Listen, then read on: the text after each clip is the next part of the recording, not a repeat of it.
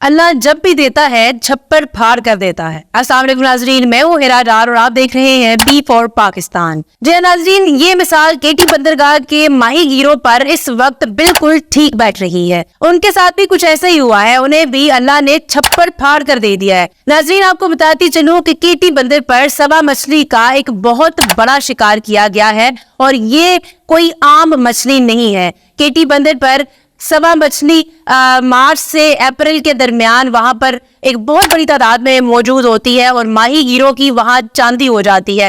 تقریباً 1.5 ارب روپے کی مالیت کی سوا مچھلی کا شکار کیا گیا ہے۔ اس سے پہلے بھی اس طرح کے بہت سے واقعات ہو چکے ہیں۔ بہت سے ایسے ماہی گیر ہیں جو روٹین کے حساب سے جا کے شکار کرتے ہیں اور ان کی لک اچھی ہوتی ہے، سو ان کے ہاتھ کوئی ایک آدھ پیس سوا مچھلی کا لگ جاتا ہے۔ اس کی مالیت بہت زیادہ ہے، تقریباً 1 ارب کے قریب اس کی مالیت ہے۔ لیکن اس دفعہ جو ہوا ہے، اس دفعہ تقریباً 700 سوا مچھلی ماہی گیروں کے ہاتھ لگی ہے۔ 3 لاؤنجز تھی جو شکار کی غرض سے نکلی ہوئی تھی اور ان کے ہاتھ ایک بہت بڑا کیچ لگ گیا ہے۔ ناظرین، ماہی گیروں کی خوشی کی انتہا نہیں رہی۔ ظاہر ہے یہ وہ مچھلی ہے جو اتنی ایکسپینسو ہے کہ اگر ایک کسی ماہی گیر کے ہاتھ لگ جائے تو وہ کروڑ پتی ہو جاتا ہے۔ آپ سوچئے 700 سوا مچھلی جن کے ہاتھ لگی ہے، ان کے ہاتھ ایک بہت بڑا اماؤنٹ بھی لگ گیا ہے۔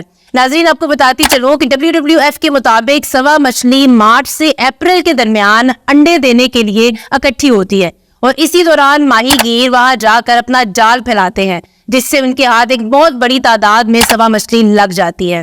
ناظرین، اس مچھلی کی چین میں بہت مانگ ہے۔ اس کے علاوہ یہ وہ مچھلی ہے جس کے پوٹے سے آپریشن میں استعمال ہونے والا دھاگا بنایا جاتا ہے۔ WWF کا کہنا ہے کہ اگر اتنی بڑی تعداد میں اس مچھلی کا شکار ہوتا رہا تو بہت جلدی یہ نسل معدوم ہونے کا شکار ہو جائے گی۔ ناظرین، اس کی مالیت 1 ارب روپے سے بھی زیادہ ہے۔ ایسی ایک خبر کچھ عرصہ پہلے بھی آئی تھی، ایک غریب ماہی گیر جو راتوں رات امیر ہو گیا تھا، اس کے ہاتھ بھی ایک سوا مچھلی لگی تھی اور اس کے دن بدل گئے تھے۔ اب تک 15 سے زائد کشتیوں نے سوا مچھلیوں کا شکار کر لیا ہے، جو اپنے آپ میں ایک بہت بڑی اماؤنٹ ہے۔ ناظرین، WWF کا یہ کہنا ہے کہ اگر اس طریقے سے ان مچھلیوں کا شکار ہوتا رہا تو ڈیفینیٹلی یہ مچھلی کی قسم معدوم ہو جائے گی۔ اس لیے اس وقت میں جب یہ مچھلیاں انڈے دینے کے لیے اکٹھی ہوتی ہیں، شکار کو منع کر دینا زیادہ بہتر ہے۔